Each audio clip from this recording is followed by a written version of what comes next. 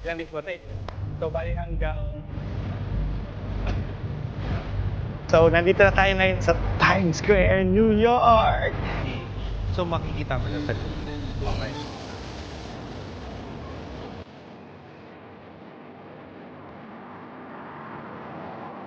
Dito ay yung Raging Bull. Kapit na to sa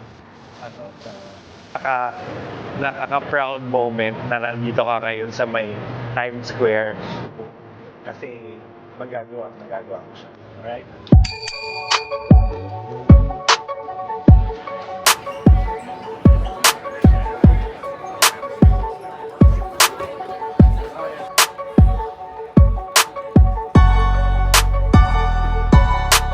Good morning, everybody! Hi guys! So ngayon, nandito naman tayo sa New York. So nandito na tayo guys, kadarating lang natin sa New York and kukunin pa lang natin yung baggage claim natin. So galing tayo kanina sa may Las Vegas and we took a 4-hour 4:50 ba o 4:30 hour flight from Harry Reid to JFK. Guys, JFK, ibig sabihin New York na ako. So nandito na tayo sa may East Coast ng Amerika. So we'll be here until Tuesday. So ngayon is Saturday, Sunday, Monday, Tuesday. 4 days tayo to roam around New York and to explore yung city. Actually guys, ang daming tao dito sa may New York airport. It's called JFK, John F. Kennedy Airport. And kukunin pa lang natin yung bags natin. I-meet natin yung friend ko dito. Bago pumunta sa city, pupunta muna tayo ng hotel. Parang mula dun sa gate hanggang dito sa may papunta ng baggage, 15 minutes, napakalayo.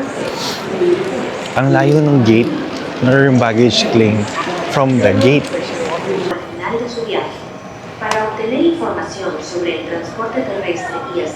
So guys, dito yung papunta sa may Jamaica Station. So may air train paglabas mo ng arrival hall. Yung sa baggage claim, meron sa taas na sakayan ng Jamaica Station. So make sure that you get that before you board or before you exit the building. Ayan siya oh.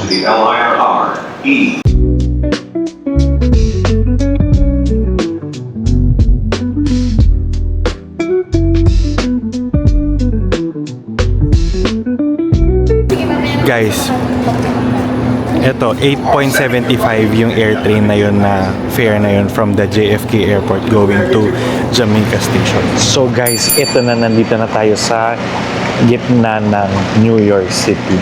Nandito tayo sa may, anong street to? 8th Avenue. 8th Avenue and 50th Street. Oh, yan ang unang bumungad sa akin sa New York. O, diba? So parang yung train din from JFK, from Jamaica to here, parang mga nasa 40 minutes. Yeah, 40 minutes. So ganun siya. Tapos dala-dala ko. Kasama ko pala si Christine. Hi! So, sinamahan niya ako kasi ang dami kong dala eh. Ang dami kong dala. Pero kaya naman doon. Feeling ko kaya naman siyang mag-isa ka. Pero kung marami kang dala, pwede ka rin mag-taxi or mag-Uber na lang.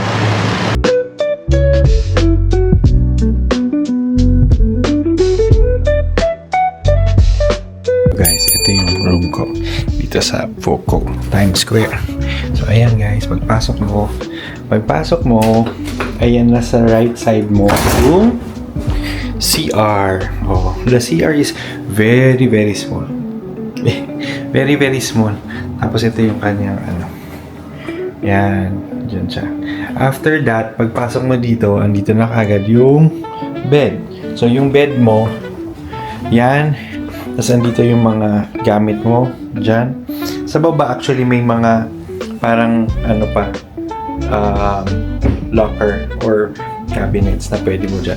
Tapos yan ay ay, meron pa. Jesus, I trust in you. So Krispy Kreme. So ayan siya. So dito ka na sa may mismong Times Square. Yung Times Square is actually ayun. Ayan. Yan siya. Di ba? Kitang-kita mo dyan. Oh. Yan na yun.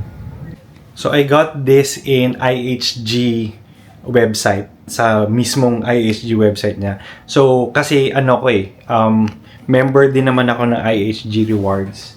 So, because of chain of hotels kasi si IHG. So, including the Intercontinental. So, yan. So, kaya kinuha ko din to kasi para sa security ko na rin. So, mahal, medyo mahal kasi ito yung pinakamahal na hotel ko dito sa stay ko sa US. Pero, pinili ko na lang yung yung security ko ba para hindi na tayo nag-iisip na baka mabudol tayo o kaya baka magulo sa ilalim, magulo sa baba, no? So, kita niyo naman, medyo magulo tong area na to kasi nasa Times Square kasi. Okay na. Pero hi guys! So, nandito na tayo ngayon sa Times Square, New York! So guys, nandito tayo for 4 days. 4 days tayo dito to roam around the whole New York City. So, ito na yung third leg ko ng trip ko today. This week. Okay, so, papakita ko sa inyo kung ano yung pwede nyo makita. Ngayon, so iikot muna kami ng mga famous tourist places or saka yung mga picture-worthy na mga places dito sa New York. Alright? So guys, tingnan ninyo. Ito yung mga nakikita lang natin sa mga vlog. Tapos nandito na tayo. O, di ba? So, initial impression ko sa New York, actually, okay siya. Ito yung mga nakikita talaga natin. So, marami nagkakapagsabi na sa akin kasi na baka ma-shock ka kasi ang daming mga homeless, tapos marami. Di ba nakita na natin yung sa LA? Tapos, ang makikita mo din dito, parang ano siya, city center siya, yung gano'n. Sa Tokyo parang ganito din, di ba? Parang ganito din yung mga makikita mo sa street. So, ito yung hinahanap ko dun sa LA before. Yan, yung maraming tao, tsaka maraming tao naglalakad. Doon kasi parang wala masyadong naglalakad, lahat ng kotse. So guys, para siyang sobrang condensed nung area. Tapos, siya, unlike doon sa LA na nakita natin, parang ito, dikit-dikit yung mga building. Tapos ang daming nilalakad dito sa city center.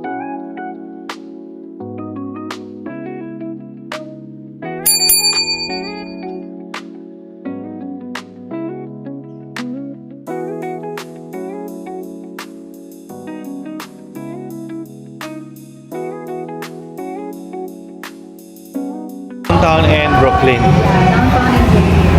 Pagka, alam mo naman yung downtown, it's like... Yup. Tama, dito. So guys, ang first stop namin is yung Dumbo. So pupunta muna kami doon via the train, tapos pabalik, maglalakad na lang kami. So dito siya sa may downtown and Brooklyn. Ginugil lang namin papunta doon. So yung ANC, yung kanilang mga subway pala dito is nakaano ng mga letters tsaka number. So ito, pupunta kami sa downtown ANC. So downtown and Brooklyn, pwede mo sakyan. Yan. So mag-wait ka na lang dito.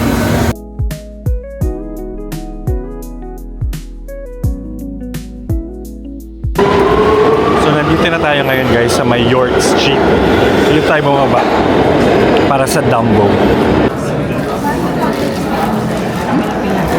So guys, ang initial ko na dito sa subway kasi sinasabi nila kung ano-ano daw yung Imagine niyo na lang parang yung amoy niya samut-sari. Merong amoy yung mapanghe, meron siyang amoy na okay naman. Tapos minsan, sabi daw, meron daw minsan parang amoy daw jebs. So pipili ka talaga na wag mo na lang pansinin. Ang exit naman dito, lalabas ka lang dito. No need to tap ng Omni. So yung Omni pala yung card nila dito guys. So kung makikita ninyo yung mga cheese dyan, wala pa silang kasi kaka-start lang ng spring. So meron pa lang mga part dito na meron cherry blossoms. I don't know if makikita natin siya dito sa vlog na to. Tapos yan nga, kita nyo ngayon sila, wala silang leaves. Pasimula pa lang yung kanilang sibol. Yung weather today, it's anong weather ngayon? 18 degrees, ganyan. Tapos bukas yata uulan. So kaya umikot na rin kami. Tapos ngayon, ano lang, pwede naman yung light jackets. Ayan. Tapos mamayang gabi, malamang yan, same ng Los Angeles siya Las Vegas, lalamig siya. Ayan siya guys, oh. Ito yung famous na Dumbo Street. Anong pangalan talaga sa kanya? Dumbo is a place, di ba? So guys, ayan, kilala niyo ba kung ano yung nasa likuran ko? Yan. So yung likod na yan, or actually itong area na to is called Dumbo. So si Dumbo means down under the Manhattan Bridge overpass. Okay. So yon. So yung Dumbo, actually para siyang barangay, para siyang block, di ba? So yan, neighborhood ang tawag sa kanya, Dumbo. Tapos nga, ito yung iconic lang na bridge dyan na nandito sa street na to ng, ano pa na street na to? Washington Street. So kaya ang dami nagpapapicture kasi nga yung street is really naka-frame siya doon sa bridge, tsaka yung si Eiffel Tower, kung makikita niyo yung nando. Ay, Eiffel Tower. Ano pa yun? Empire State. Empire State Building. Yung nandoon sa gitna niya, kung makikita niyo. Ay, hindi yung makita dito, pero papakita ko sa kanya later. So yun, kaya siya iconic. Actually, maraming tao nandito. So galing tayo doon kanina, di ba, doon sa train station. Ngayon, lumakad tayo papunta dito para lang dito sa picture na to. So this is an iconic place where you can visit. Alright, let's go! Ayun o. Ayun siya, guys. Oh, ayun siya. Ayan. Guys, ang ganda dito. Ang laki niya. Para siyang Eiffel Tower. So, guys, andito naman tayo sa may Brooklyn Bridge. So, makikita niyo guys, kung tayo galing dun sa area na yun. Which is yun yung Manhattan Bridge. Ito, Brooklyn Bridge. So, yan. Daming tao. O, nag-high pa siya, di ba? Friendly naman sila. Ayan guys, so iconic ito kasi itong bridge na to connects the Brooklyn and Manhattan. Okay? So ito yung Brooklyn Bridge for Brooklyn. Yun namang isa yun, yung pinicturean natin kanina is for Manhattan. Pero pareha sila, kinoconnect nila yung dalawa kasi may river na in between sa kanya. Pakadaming tao, tingnan mo guys. Hindi niya pati makapagpa-picture dyan. Tapos makita mo yun, yung building na merong patusok na yun, that is the New World Trade Center. Okay? So ayan guys, ito yung Brooklyn. Ay, ito yung Manhattan area. Tapos ito yung Brooklyn. Yan. Makita niyo yung difference niya. Kasi ito parang maliit na building. Pero dito makikita mo yung Manhattan. Mas malalaki yung building. So guys, ayan, nasa likuran natin yung Brooklyn Bridge. And ayan siya, naglalakad tayo dito. Maraming tao, sobrang daming tao. So, ang maganda daw dito is pumunta ka ng umaga or hapon. Kasi maganda din yung sunset siguro. Tapos yung, doon ngayon, okay naman yung weather. Medyo mainit dahil sa sun, pero malamig yung hangin. Yan. Correct. So dito sa area na to, makikita mo si Statue of Liberty. Nandun siya sa gilid na. Uy, nandun siya. Yan. Which is pupuntahan natin siya, pero not today.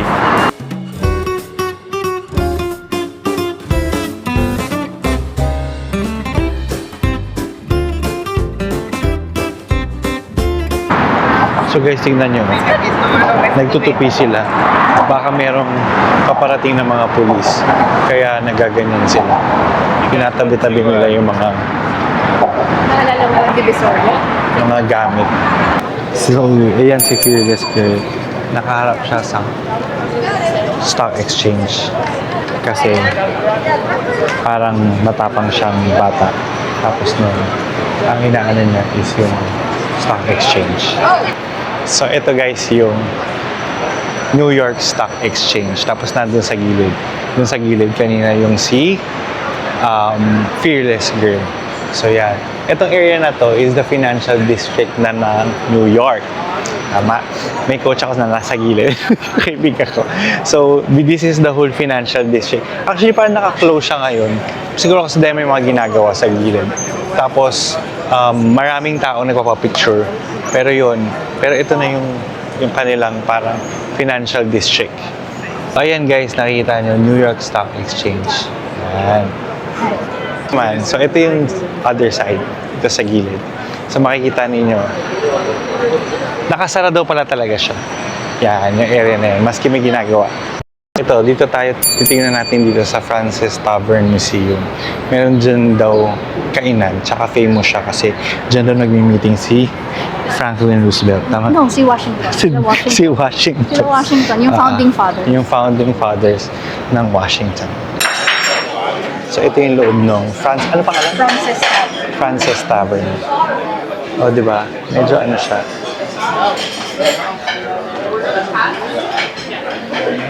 So, yan ay mac and cheese, lobster mac and cheese, and fish and chips. Let's eat!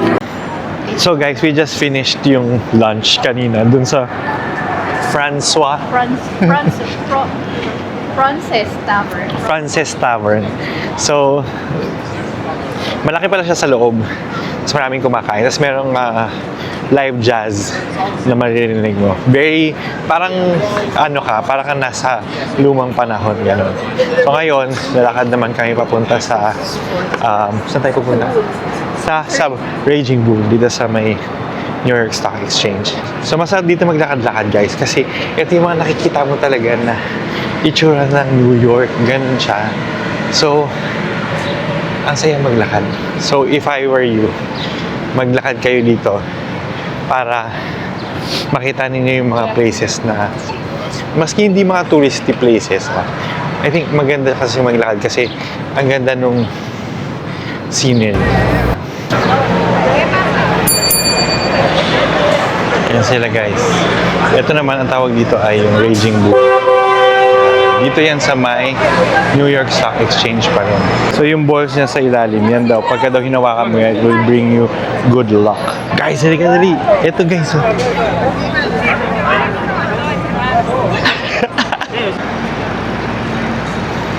Teka. So ito guys, park to. Dito malapit sa may Twin Towers. So kung makikita niyo guys, ito medyo busy. So itong area pala na to, during the time na yung Twin Towers na collapse, dito sobrang sobrang ash. Kasi nga, dito yung area na yun malapit. Papunta tayo dun ngayon pala.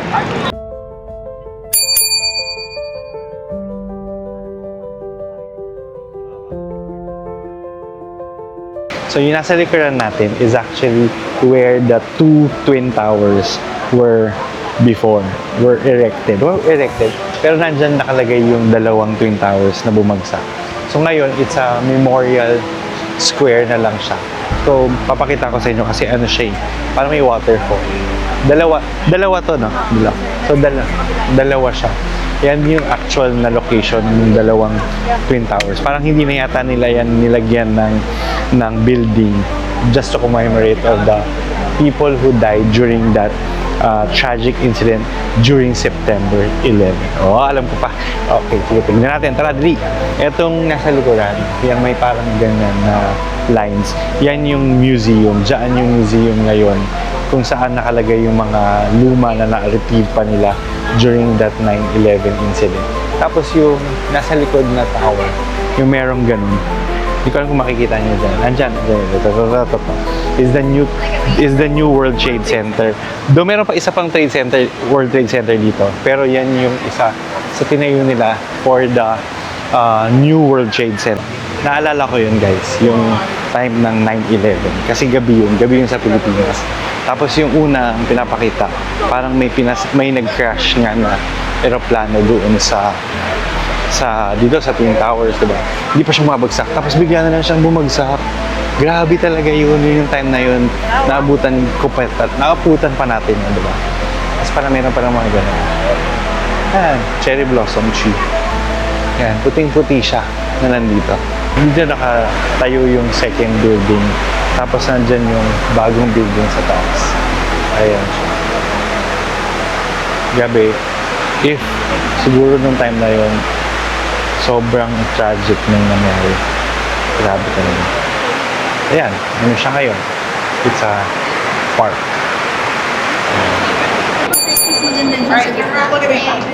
Guys, ang ganda. Ito yung Oculus Mall dito sa World Trade Center. Okay. Mall nga siya. Okay. So guys, andito kami sa may Little Italy area ng New York. So kung makikita ninyo, actually yung vibe dito, para ka nasa Italy. That's why siguro tinawag na Little Italy siya.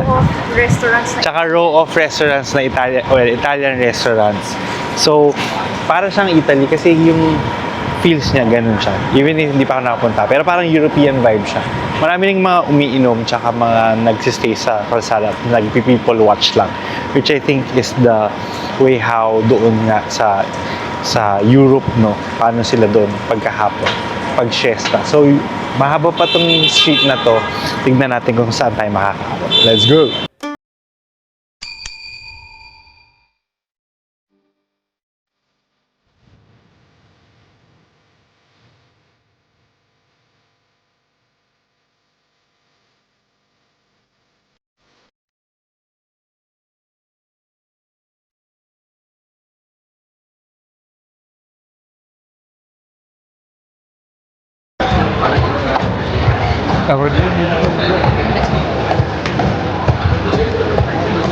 So guys, ang dami kumakain dito sa street. It's very European vibes. Tsaka mga Italian restaurants nga talaga ito. Kasi may mga pizza. Yan. Trattoria. Yan. Dito sa street na to.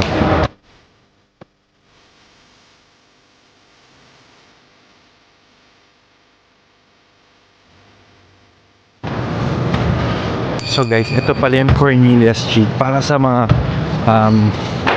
dito, para sa mga Swiftie. Kilala nila yan, yung Cornelia Street na yan.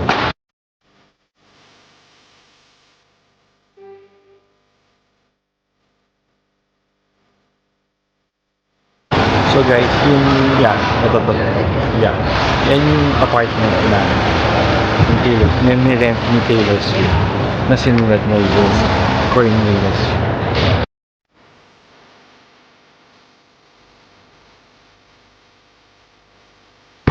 Saan tayo? Ang liit ng nila subway. Sasabi sa akin, luma na daw kasi yung mga trucks nila. Kaya hindi na siya pwedeng i-renovate kung di gagawa ng mga bago. Kaya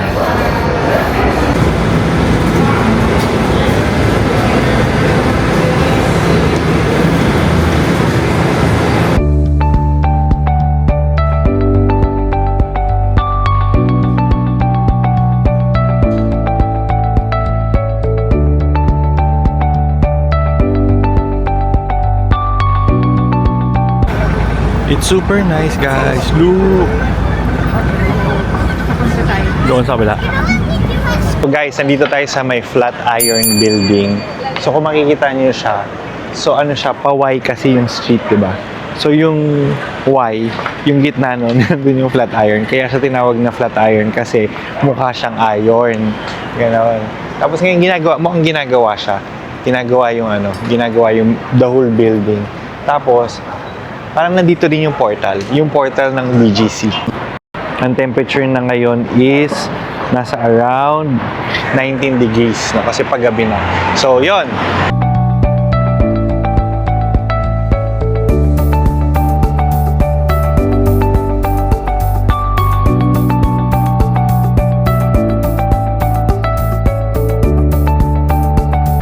So guys, this is the vessel here at the Hudson Yards. Oh, di ba? Nakikita niyo na yan, di ba guys? Nakikita ko rin yan dati. Ayun, dito na tayo guys. Oh, ha? So, actually, pwede kang umakyat daw dyan. Pwede ka daw umakyat dyan para makita mo daw yung buong view ng Jersey. So, actually, yung ito, yung kabila side, yun, that's the river, and then merong Jersey na yan, area na yan. Andito na ulit tayo sa may Times Square, guys. Ayan, no, ang daming tao, guys. Ayan yung famous Times Square, pero sobrang daming tao, as in, okay, Ayan, napakadaming tao guys. So, ayan. Kasi yan nga yung pinakasikat dito. Tingnan mo yung mga ano guys. Tingnan mo yung mga LED screens. Diba? That's how busy this area is. Oh, dyan pala sa gitna na yan. Dyan din ginagawa yung New Year's countdown. Yung 2026 na nakikita nyo sa gitna. Diba? Yan yun. Hi guys. So nakatulog ako. Kasi nakatulog talaga ako guys. Kasi dire-diretso ako galing from airport. Tapos dumiretso ako dito sa New York, 'di ba? So wala ako tulog. So ngayon, lumabas ako kasi kakain ako. Pero guys, napakarami pa rin tao dito. As in, ang daming tao dito sa may Times Square. Tapos, sobrang lamig. Grr. As in, like, ay magkakaroon ng papart nun, no? Pero guys, grabe talaga. Sobrang daming tao. As in yung mga tao parang hindi na uubos. Tapos yung ano ko, yung hotel ko nandun lang. Tingnan nyo guys. Ang daming tao. Sobrang daming tao. Like, what? It feels so good. So guys, nakakatuwa kasi andito tayo ngayon sa may Times Square kung saan dati pinapangarap ko lang to. As in, sobrang pinapangarap ko lang to na makapunta dito one day. Pero andito na tayo. O, di ba? Maski ang daming tao, it's really worth it na makita mo siya. Kung ma-experience mo siya na ganito siya in real life, parang ito na naman yung surreal moment. Oh my God. Like, I don't know. I cannot even explain kung gaano kasaya yung nararamdaman ko na nandito ako sa Times Square. It's my first day pa lang dito sa New York. So, meron pa tayong 4 days. Let's explore yung iba pa makikita natin. So, kanina pinuntahan na natin, di ba, with Christine, yung mga sites dito along Manhattan. Pero let's see kung ano pa yung mga pwede nating puntahan at saka balikan. Parang iba may mga gusto akong balikan eh. Kasi magiging chill lang tong araw na to or magiging chill lang tong mga days na ahead. Kasi medyo napuntahan na natin yung mga spots na dapat makita dito around New York City. Alright? In New York talaga. As in, sige, kain muna tayo bago tayo mamaya, punta ulit tayo dito.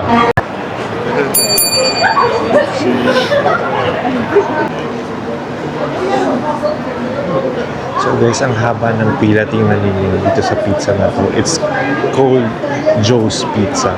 Dalawa yung niya, yung door niya. Tapos parehas, may pila. As in, like, hanggang likod ko guys, may pila. Bakit meron kain ng pizza ng ganito kagabi? As in, akala ko wala ng tao dito, pero ang dami pa rin tao. Pero it closes pala at 5 a.m. Yan siya sa loob, guys. Meron naman siyang standing room na kainan ng pizza. So, yan. Maandar naman yung linya.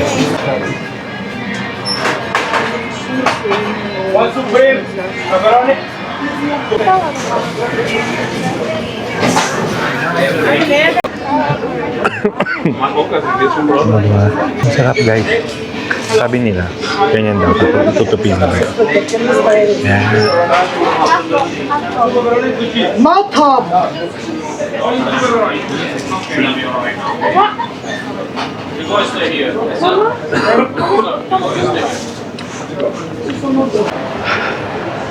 Guys, sobrang sarap. Sobrang sarap ng pizza dyan sa Joe's Pizza. Babalik ako dyan.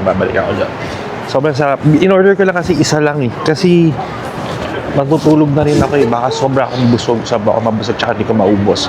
Ang lamig. Ang sarap maglakad-lakad dito. Alam mo yung nagdi-drizzle. Yung ganon. Ganon yung vibes dito. Tapos, some people, ang gagawin nila, mag-take out sila ng $1. Tapos, kakainin nila sa daan. Sa Times Square. Kasi ang lapit na ng Times Square dito. So, kung meron kayong time, visit nyo yung Joe's Pizza, tapos kumain kayo doon, maski gabi. Bukas pa siya, kasi 5 a.m. siya nagsasara.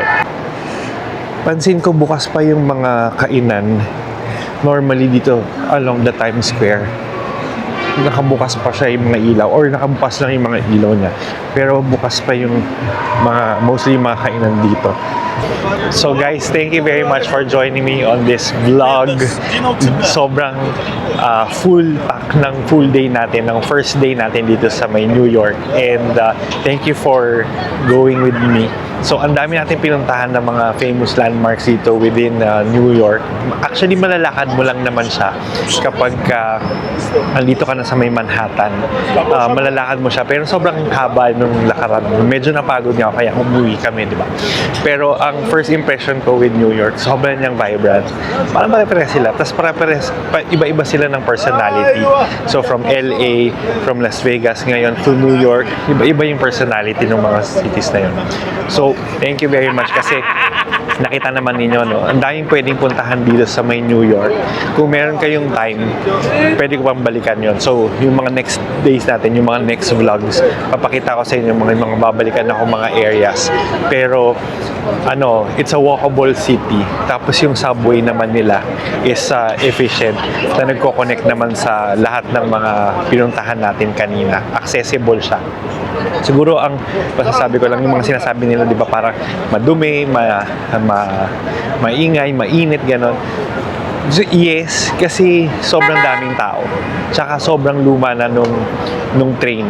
No? Kaya kung ang in-expect nyo parang mga levels ng Singapore, hindi yun yung makikita ninyo dito, no? Pagdating sa subway nila. Kasi luma na raw yun. And it needs improvement and renovation. Pero as it is, it works for them. No? So yun yung napansin ko. Unlike kunyari sa LA tsaka sa Las Vegas, wala silang masyadong train. Parang dito, efficiently yung train nila. Medyo magulo lang, tsaka magulo lang, tsaka hindi ka nais-nais yung amoy, no, paminsan. So, mag-iingat din kayo. Alright?